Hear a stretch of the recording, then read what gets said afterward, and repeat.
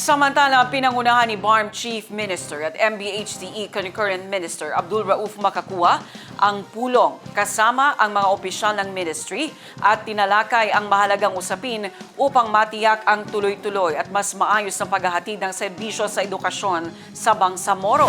Kasama sa pulong, sina Director General for Higher Education Marjuni Mati, Director General for Technical Skills Development Ruby Andong, Director General for Madaris Education Professor Tahir Nalg, kinatawan ng Basic Education na si Johnny Balawag, Yusuf Tong Amino ng Bureau of Sports, Alcan Sankula ng Bureau of SPED, Judith Caubalejo ng Bureau of Indigenous Peoples at iba pang opisyal at kawani ng MBHTE. Kabilang sa mga paunahing tinalakay ang operational concerns ng ministeryo, oath-taking ng mga bagong kawani, implementasyon ng bagong grading system at pagproseso ng permits ng mga pribadong paaralan sa rehiyon. Ayon sa MBHTE, bahagi ito ng patuloy na pagsisikap ng ministeryo upang mapalakas ang sistema ng edukasyon at masiguro ang kapakanan ng mga mag-aaral sa Bangsamoro tungo sa isang mas matatag na Bangsamoro.